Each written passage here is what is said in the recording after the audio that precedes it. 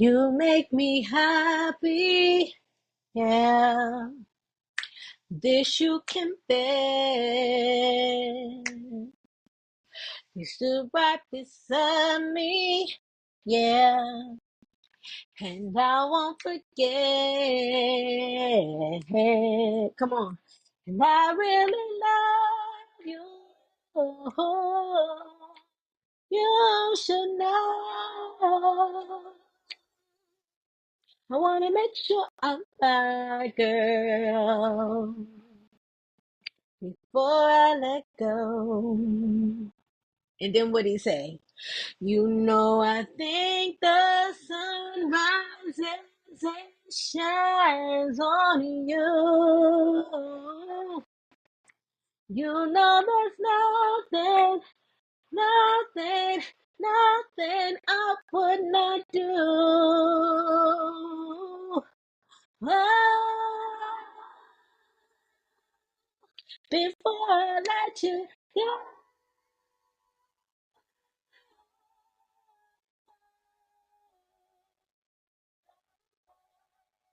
Love will never, never, never, never, never let you go before I go. Y'all, tell me y'all didn't taste the barbecue plate. Tell me y'all didn't taste some baked beans and some really well cooked ribs, a nice smoky hamburger, piece of smoked sausage. You tasted it, that mac and cheese hitting, pasta salad. There don't be no vegetables. It be a lot of carbs, a lot of protein. Barely any vegetables at the cookout. But y'all know that Frankie Beverly passed. He just passed. I know. I know. Joy and pain is like sunshine and rain. We used to be doing the lecture slide to Before I Let You Go, and that's a breakup song.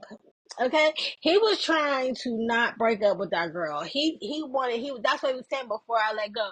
He's trying to be like, look, listen, you make me so happy. The sun rises, it shines on you. I promise. I promise. What else did he say? We had some good times and we hurt each other, and that's a shame. Okay, but I want to make sure I'm right before. Because what he was saying was like, before you break up with me, hold on. I know. It's bad stuff happening. I know it is. But before you break up with me, girl, I just want to like let you know, like I really just I want to try harder.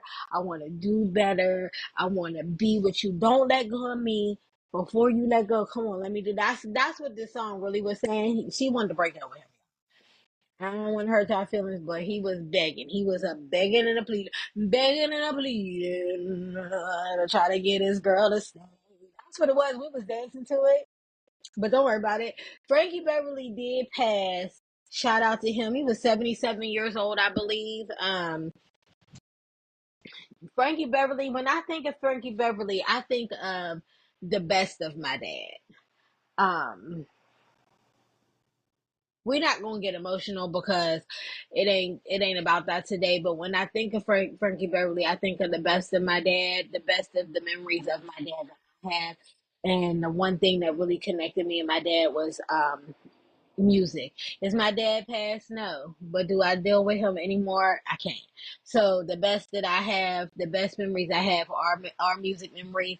And I'm a little sad that we can't have a conversation about this song and listen to my dad sing it or try to dance with my dad or anything like that. It does put a place in my heart, but I ain't been to many cookouts where this has been played, just to be honest with you, but I do know that this is one of those national, it's one of the ones. If you having a cookout and you having a big family gathering that, people, especially back in the day, I don't know, up until at least the early 2000s, this was going to get thrown on that playlist. I don't know what y'all doing out here in the streets no more. I don't be going to cookouts. Uh, but it was one of the ones. And so since we talking about people who passed away, y'all know James Earl Jones passed away too. The Lion King, Mufasa. He passed away. Cornbread Earl and me. Cornbread Earl and me. Y'all don't know about stuff like that. Y'all don't know about stuff like that. No, I know you don't. I know you don't. It's okay. Don't worry about it. He was also in the Coming to America. I'm gonna say the cover, but he was not. He was in Coming to America. But most people really know him. If you don't know him, but well, I won't say most people. But the other side of the lot really knows him as the voice of Darth Vader. He was also in Roscoe Jenkins with Martin Lawrence and Monique. He has an extensive filmography. Just to be honest with you, Claudine. He was one of the voices in Robots. He was in what's that? Meteor Man with Eddie Murphy. He's been. I mean, my man. I think he started in like '75 doing movies, and he's been going ever since. I think the last one was in. Ooh, let me see. He did Driving Miss Daisy. Maybe the second Coming to America, because he was in the second one. So 2021 he did the last second Coming to America. And so, he's been in a bunch of the Star Wars, of course, because, Luke, I am your father. I've never seen the Star Wars, but I do know that that is a line in the movie. Okay. So he's Luke Skywalker's father. And he's also Simba's daddy.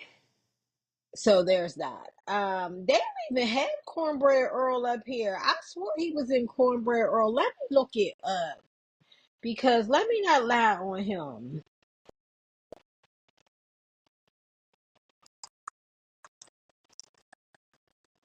Let me see. Cornbread Earl and oh, that was Lawrence Fishburne. Oh, y'all, I thought that was James Earl Jones, but that was not. That was Lawrence Fishburne. Sorry, James wasn't in that movie, so don't go, y'all. Well, you go watch it because it was a movie. I think there was some trauma in it. I think it's black trauma film, so don't watch it. But don't. Never mind. Anyway, they both passed away just recently. Travesty. People was like, "Oh, this is travesty to the black community," but y'all wasn't checking up on either one of them.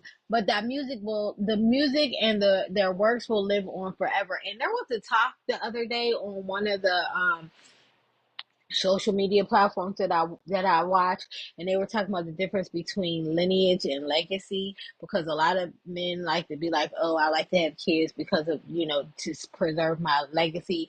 But then they were talking about like, yo, you don't do nothing, you're just creating a lineage, you're not creating a legacy just because you have children, because if you haven't done anything for them to carry on, what you doing? Okay, so I don't know, but they definitely have left a legacy behind. Their works will live on without them.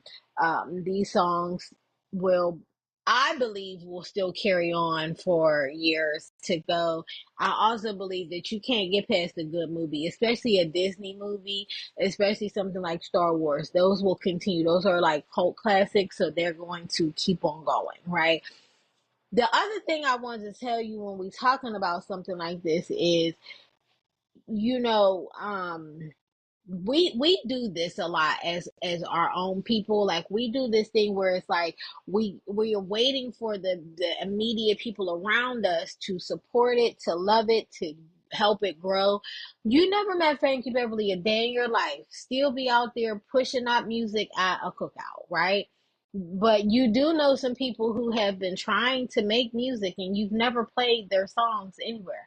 I know a woman personally, I know a woman who put out a EP, just one or two songs, they're gospel songs. I've never heard any church in the city play her songs. And we know her. And the music isn't bad, right? But it's like nobody will cover it, nobody else will sing it, they won't do a praise dance to it. They not none of that. But let any gospel artist who they'll also talk about all of their supposed scandals, we'll play that and we'll sing that. But nobody in my city, I've never heard a church in my city play her song. Now, do I go to every church? No, I don't. But I've never heard anybody. I've never even seen anybody on the social media be like, they played your song at the reception. They played your song at the event.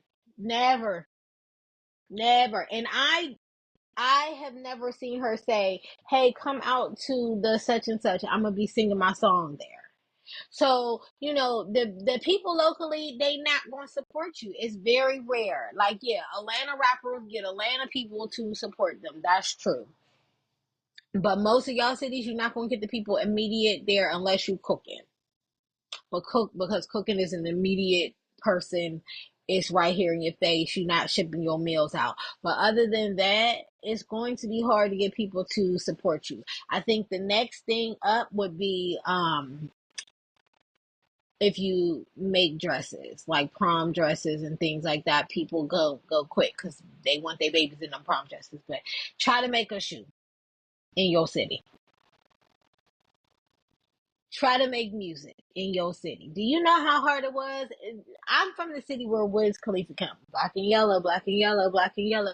Hating on that man. They was hating on that man for years. And I know his aunt, who was his road manager for a very long time. We grew up together. They was hating on that man for a long time, wasn't supporting. He really had to get it out the mud, as they like to say. But so what I'm saying is, you don't have to have that local support. Stop waiting for them. Get on social media.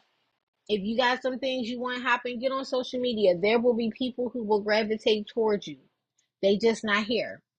But they got money to blow. Put it in the bag. They ready to do all of that stuff. So stop waiting for your immediate people to support you. Because your legacy don't live in your city. Your legacy live in the world. Okay? That's just a little tidbit for me. But since we talk about people who and legacy and, what greatness is or whatever, y'all see Diddy getting sued again? Diddy getting sued again, child. They suing my man's again.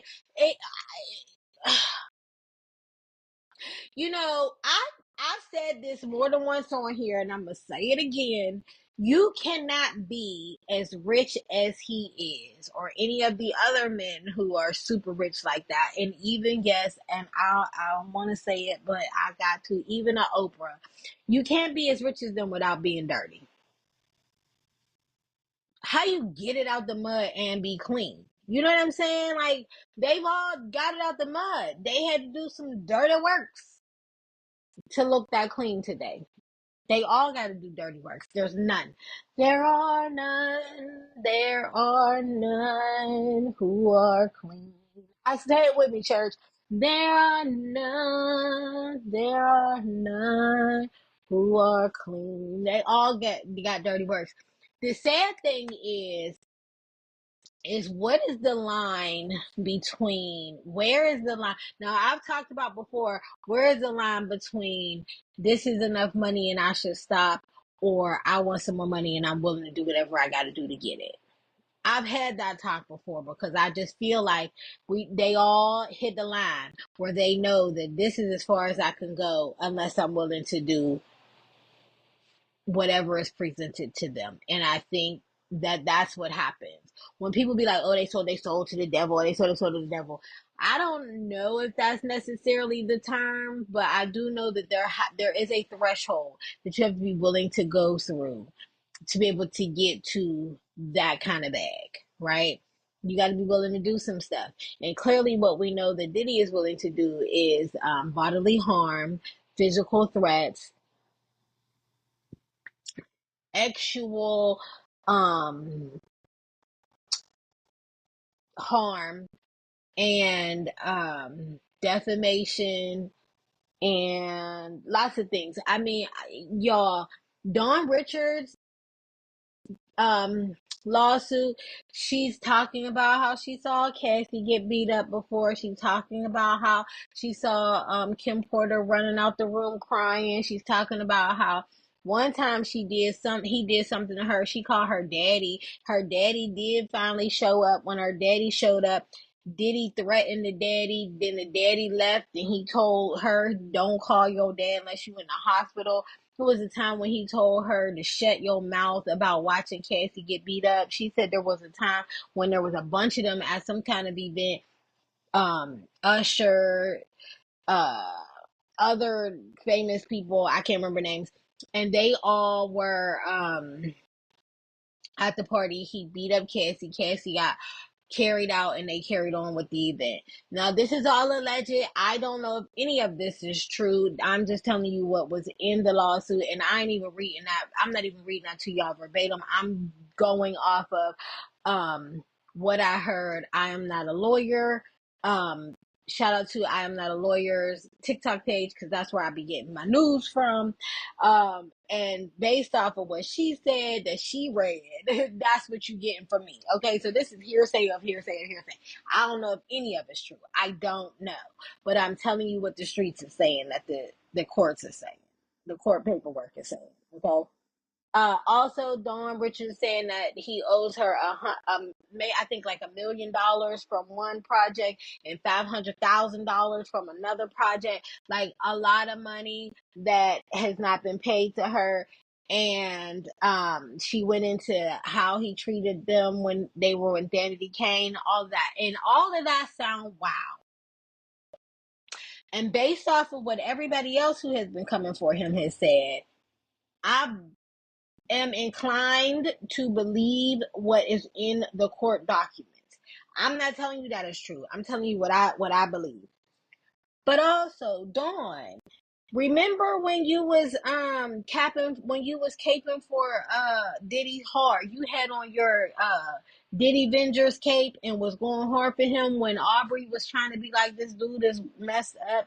And you basically was like, they ain't want to do what they wanted to do. They ain't want to get to their bag. They ain't know how to do money. I write songs. They don't know how to work. All of that stuff. Remember when you was doing that? It's hard because my thing is, I feel like she hit the wall where she was told, unless you do these things, you're going to you ain't gonna get to the big bag. And then she didn't get to the big bag, but she was willing to do the things.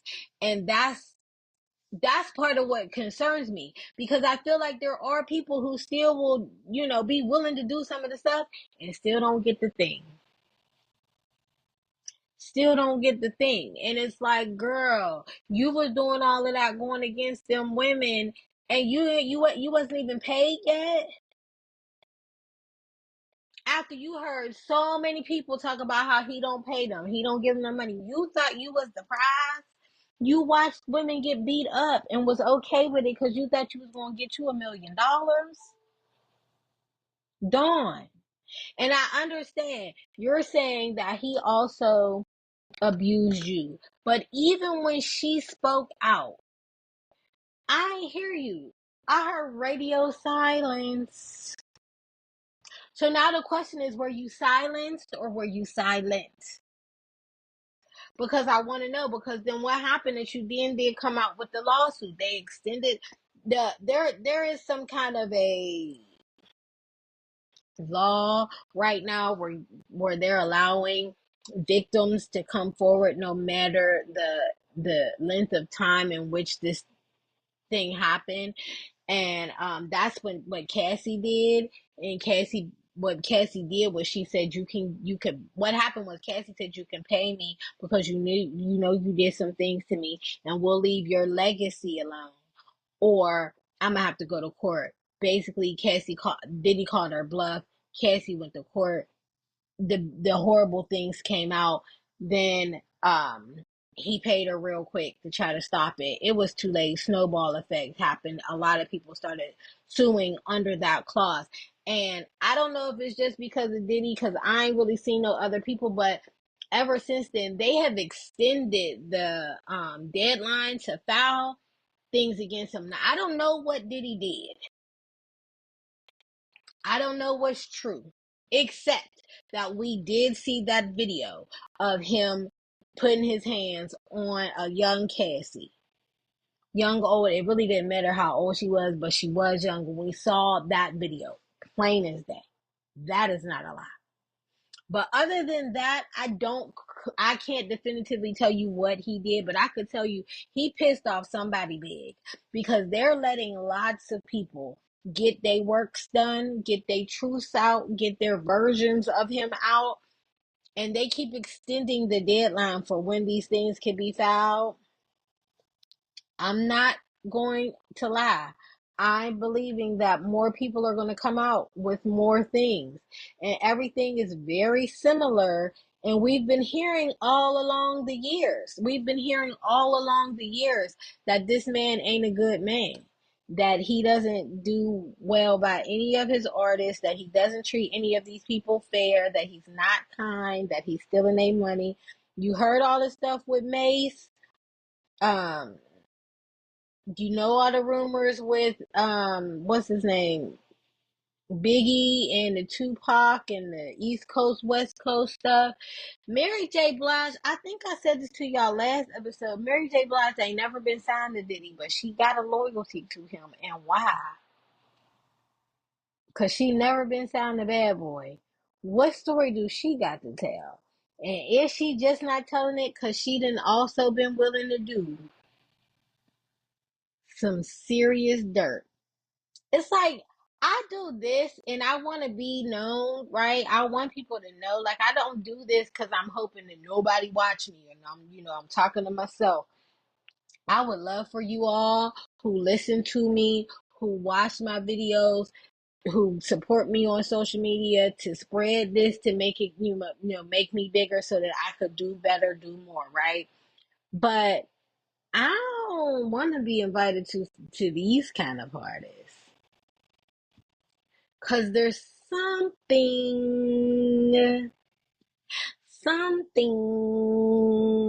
I don't know, I don't like it. And I don't want to subscribe, right? Uh, the level of ego as well that you have to possess to be that kind of person. And since we're talking about ego, we can move on to the next part of this conversation. That damn Tyrese. Tyrese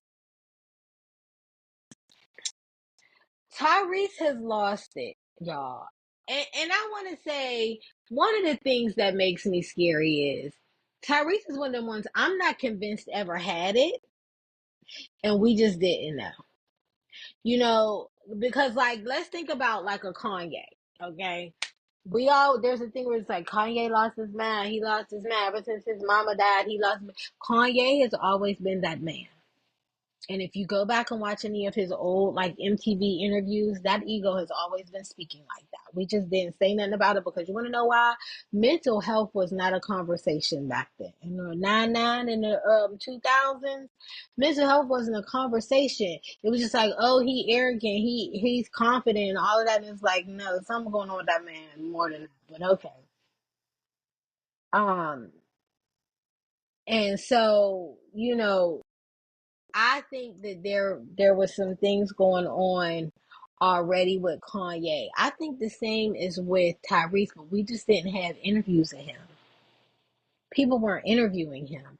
When people started to interview him, because even the ego that went on the tirade, well, I'm saying the tirade, but I guess they was on a tour where he wrote that book about marriage with Rev Run. Him and Rev Run was on a tour for a minute talking about marriage, and he was supposed to be all spiritual and the Lord or whatever, and then that man got a divorce because he's not a nice person. So he got a divorce from his first wife, and he went bad talking about her, and he talked ugly about her, and it was all her fault, and she ain't love him, and all of this stuff, and she didn't want to be, and back to the church, and all this stuff. And then he got married again, and if y'all remember, Tyrese went on a whole thing about how black women was jealous because he married the woman that he married, and we all didn't, we all need to get it together because he like who he like, and just because he don't like no dark-skinned black woman don't mean nothing. He went on this whole thing about that, and everybody still was like, um loving him because of his songs. And I was just like, we keep hearing about the ego. The reason why TGT couldn't get together for, I'm looking for my glasses, y'all. They on the top of my head. The reason why TGT couldn't get together for a long time was because of the Tyrese ego. Sure, Genuine was drunk all the time, but they all be drunk. Tyrese's ego wouldn't let them do it. And all of that, so y'all can hear, sweet lady, would you be my sweet love for a lifetime? Y'all don't know no songs since then. I guess y'all know these are the signs of love making. Are you a zodiac freak? What you betting on, girl? These are the signs of love making. Wanna hear you say, I see that there's other songs. I don't know not a damn one. I don't know not a damn one, to be honest with you. Like, of course, the best man, he was part of that, but he's just really losing it. So right now, Tyrese is in the news because he's getting a divorce again from his second wife. He already with another lady. He's already with another lady. On interviews, talking about how devastated he is that the marriage is ending and that he want to be with his wife and that he thought that this was forever and he wanted to be with her forever and all this stuff. While he got the girlfriend sitting in the back talking about, sorry girl, that you got to be hearing me say stuff like that. What? And so, yeah, so they tried to turn the lights off on me. Calm down. Okay, so he's on there talking about how, he said or whatever, and Tyrese morphed and decided that he was Marvin Gaye. Now, the reason why, I know it sounds crazy. Hold on, I'm going to tell you why. The reason why is because back in the day, Marvin Gaye was married to a woman. I don't know her name. Don't worry about it. And he got a divorce. When he got a divorce, there was like a settlement agreement or whatever. And so to pay her the money, he made an album. He made that album. It's something like Here You Are, My Dear, or For You, My Dear, or something like that. He made, and all of the proceeds from the album he paid to the ex-wife. Okay. Tyrese now thinks that he is Marvin Gaye because he's getting a divorce. And so he put out an album. Basically, it's like the Bitter Baby Daddy album. And it's basically to be like, here you go, since you broke my heart and you don't know how to be a good wife. And I'm just a man and you should just be there. It's just like, Tyrese, but you don't come off as a good man, sir. And then on top of that, Tyrese has gotten arrested. Now, he ain't going to jail, but he got arrested. He got out like the same day after he paid some money because he won't pay his child support. Because Tyrese is just like a lot of these other raggedy men who think, if I'm mad at my baby mama, I should not support my child. You punishing your child by not paying the support for the child because you think what you're only punishing is the mama. And for a lot of men and some of y'all women, y'all think that not supporting your child is paying that woman back. But what you're doing is giving your child a lesser life out of spite. And that's terrible. And I don't rock with it. Now, people are like, Tyrese child support is a lot of money. That man make a lot of money. He'll tell you himself. His ego can't stop talking about the fact that he made a lot of money. So when you make a lot of money, then you have children who got a lot of money. Shit. That's how that works. Okay? I know that people think that, like, oh, it don't cost that much to raise no baby. No, it don't cost that much to raise a baby in your house, in your neighborhood. But think about how much it would cost if you could do the best for your child in the lifestyle which you live. Think about how many things you can't do right now because you don't have the money for it. He got the money for all of that, and So they should be able to do those things. That's how that works, okay? You got to pay for somewhere for your child to live. You can't live in a mansion where you got bowling alleys and movie theaters and that's not whatever, and then think she about to go down to the hood and get her apartment. That's the woman you chose. You chose a woman who, before she got what you couldn't afford to live in the same lifestyle as you. You wanted to bring her up. You wanted to be the man. Be the man. You don't get to stop once you produce that baby. You don't get to stop. So now your baby got to be able to live at least close to the life you live in. Should she have a mini mansion? No, but you better buy that condo for that baby to live in. Then your child should be able to go to the school equivalent to the other children who live in a tax bracket that you live in. You want her to have to apply.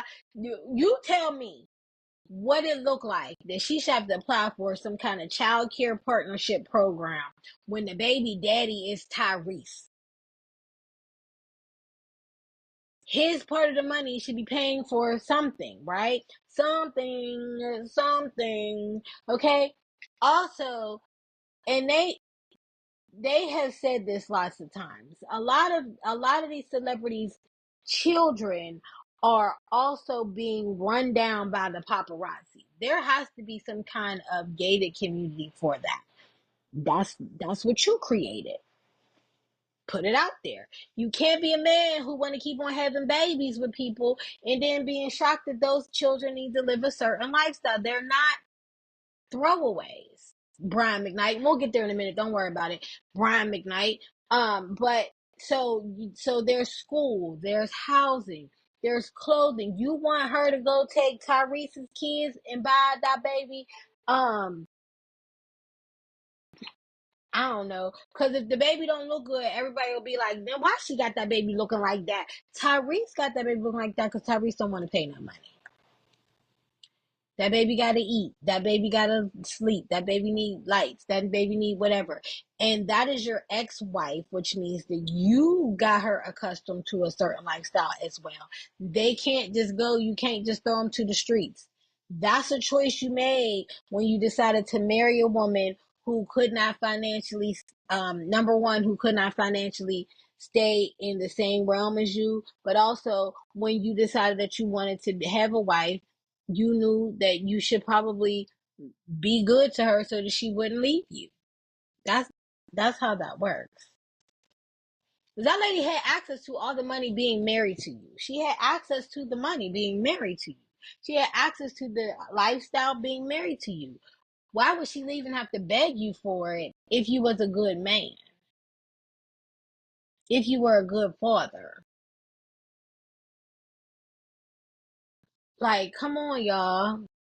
Y'all think that the money that is awarded is a lot of money because you all feel like that would be a lot of money for you. But it's not a lot of money for him. If he got to pay, let's say, even if he got to pay, I don't know, $10,000 a month. If your rent is $2,000 a month, what you think her rent would be? Maybe five, right? That's half the money right there. Just on the rent of the condo. Just on the rent of the condo, right? You think she getting on a bus? No, there's a car note. You think that they eating fish fillets? No, there is, the best of the baby food, designer, all that stuff. That's what that baby was eating when he left the house. Now all of a sudden you gonna tell that baby he can't eat that stuff because his dad don't want to pay for it? What? Daycare so she can go to work. Because y'all all will be like, well, she need to get a job. Okay, she can get a job. Who's watching that baby? Who's paying for that? She just started working. And he got that money over there. Pay for your child. What we talking about? That child needs insurance, right? That child needs great insurance. You shouldn't be over here getting your vocal cord checked. You ain't never listen. You listening to me? If you listen to me, you watch me. You never had your vocal cords checked on. You think he not getting his singing vocal cords checked on? You think that baby shouldn't be getting a great doctor to look at him too? Or he should be going down to the clinic? Well, you gotta take your baby. Come on now. The money ain't the same because the money ain't the same. And even if he don't like it, you still gotta pay it because the court ordered you to, not because she asked. So this is the other thing. They went to court. He had to submit money. She can't just stand there and be like, you know what, I want, give me this amount of money. And I know some of some of y'all really be delusional and being like, yeah, but she could have told him she don't need the money. Why would you? What? Your baby daddy's supposed to pay $400 a month. You know that man only make 8 on a paycheck. You still want that $200. You don't care what his rent is. You don't care what is he trying to do. You don't care who else he trying to go out with. You don't care that he can't buy a game for his Xbox. Give me my $200, boo boo. Give me my $200 every 2 weeks. And then you be like, and it's true, that $200 ain't really covering nothing. In the life you live, you think it's covering things in the life they live? No, it's not.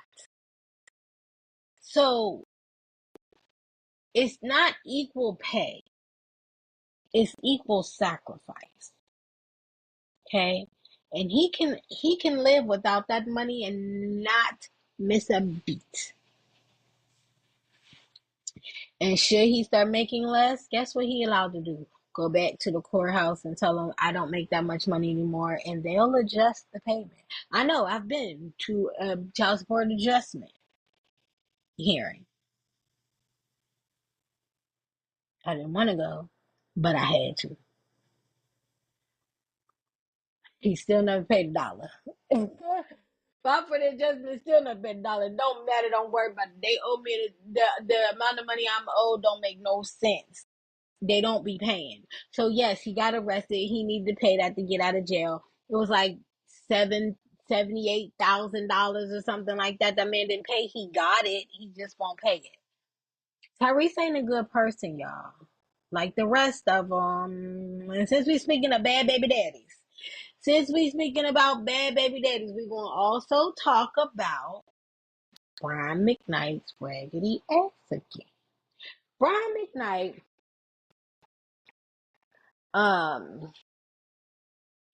do I ever cross your mind? Anytime, do you ever wake up reaching out for me? Your kids did, you didn't, you don't care. Your kids did, you don't care, Brian McKnight. So what difference do it make? That's what your babies is saying. Daddy, where you at? I don't know. Now his kids are older; they not babies. But Brian McKnight, if you don't know, Brian McKnight has a couple of kids. He was married. He has a couple of kids with that wife. They're not married anymore. They are divorced, and Brian McKnight has not acknowledged those children since they were divorced because he again think you could just throw away people. And for some reason, he got on, and I don't remember how it went because it's been going on for a while now. But Brian McKnight then got with the new woman. I think he adopted the daughter from the new woman. He definitely had another baby. Brian McKnight has a child with his first wife, whose name is Brian McKnight Jr. Brian McKnight then had a child with his second wife, whose name is Brian McKnight Jr. And Brian McKnight changed the spelling of his own name so that he could alter the name Brian in a way that the second junior name isn't exactly like the first junior name because he's starting over. He don't need to deal with them. And when people was like, what the hell is happening here? Brian McKnight went on and said, well, those children were created out of sin. So I don't have to acknowledge any sins because I'm not a sinner anymore. The hell? The hell? I think what he was trying to insinuate was some of his kids was born before he was married to the woman. And so because they were born out of wedlock, they not kids he got to acknowledge. Okay. One of his kids has cancer. Brian McKnight don't care. Brian McKnight said that was the devil's words because they was born from sin and he don't gotta deal with none of that. And I said, what the hell kind of person? But what make that man worse is he got the audacity to get his raggedy, crazy-eyed self on the internet talking about he gonna do for the Fridays, where he get on the internet and talk about how to be a good dad. To who?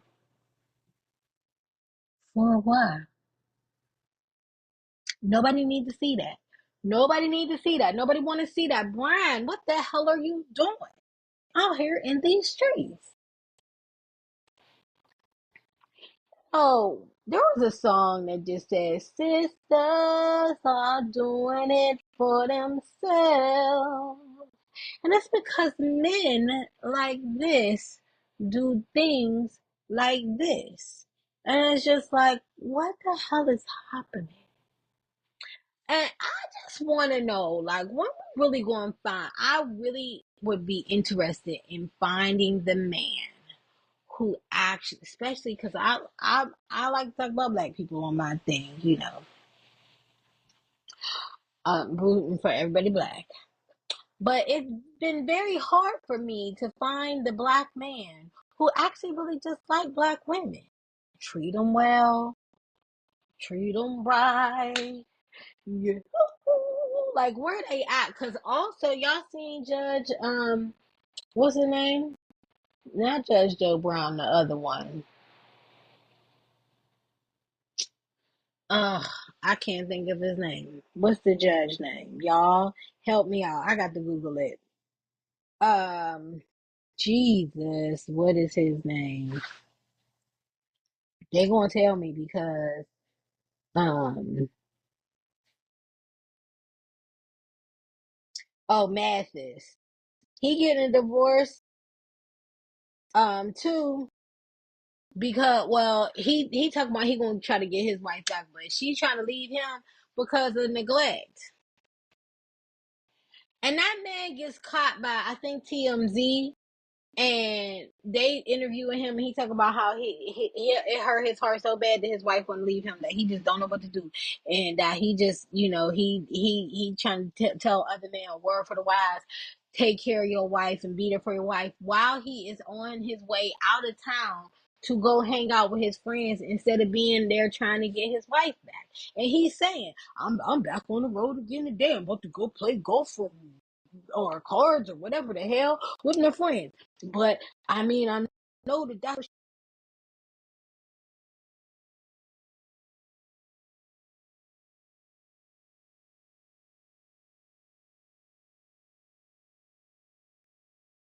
he like, I already made a commitment to do it. So since I already made a commitment to do it, I'ma just go hang out with my friends. But I do want my wife back. And he was like, and no, it's not about infidelity, but I do know why she would think it is, because I wasn't never really around like I'm not today. What?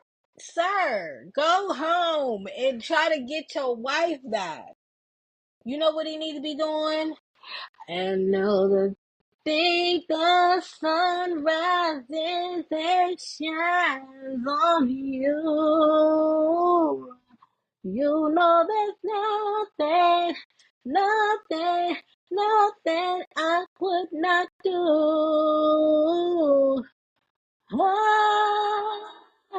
Oh, before I let you go.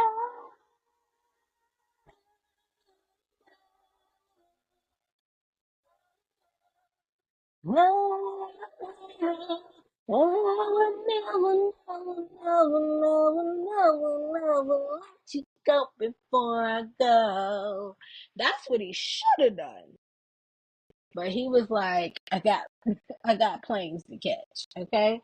And that's why it's just always so, like, I'm just always just like, who? Who do you love? Are you for sure? Who do you love? Are you for sure? Cause Judge Mathis, you could have stayed home. You had big fun with the wretched already. Go home to your wife if you want her. She not staying. She's packing it up.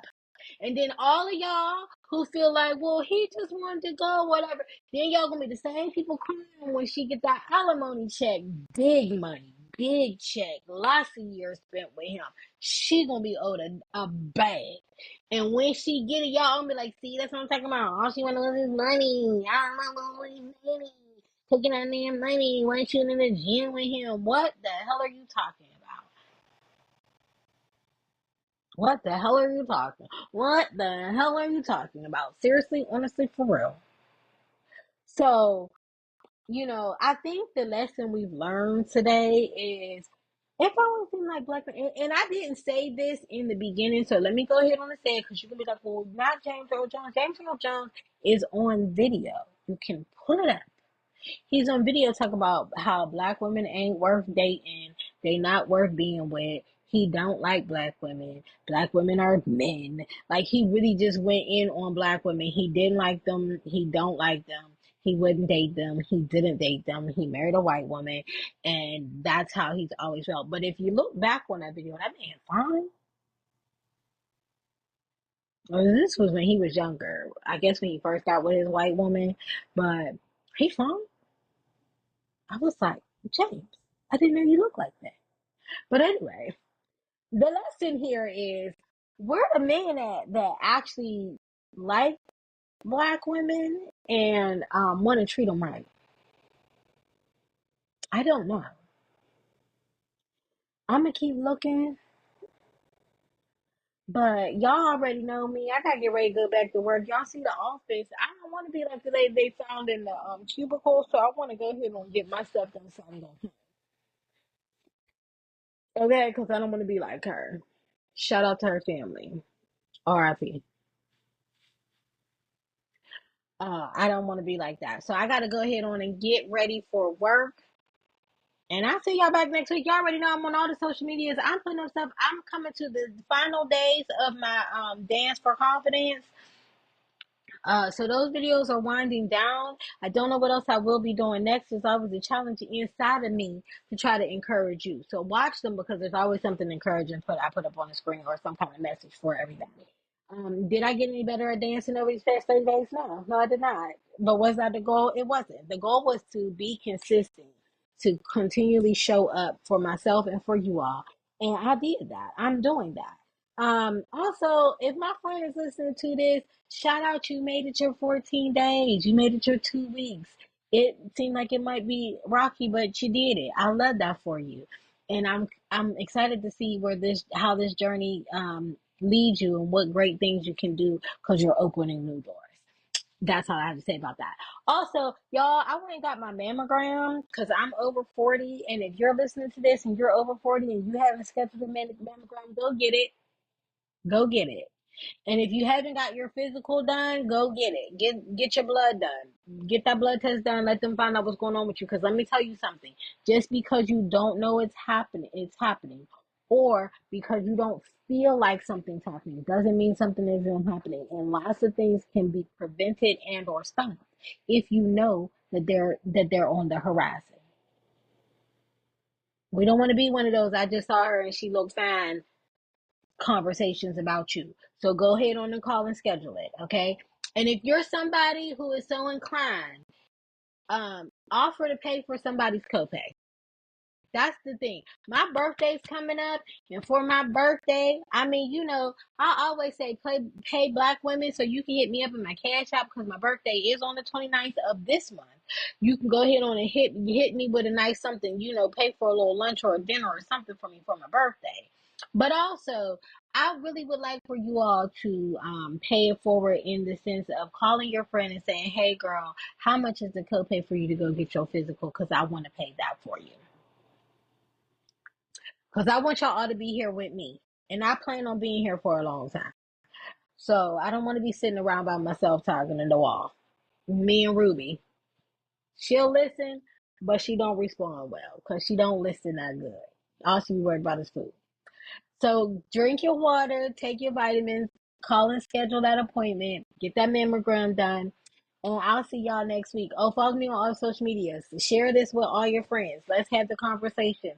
Inbox me, email me. We could talk about anything you want to. I love to have the conversation continue, and I will see you back here next week, y'all. It is me, Danny. You've been listening to the Just Saying podcast. Bye, y'all.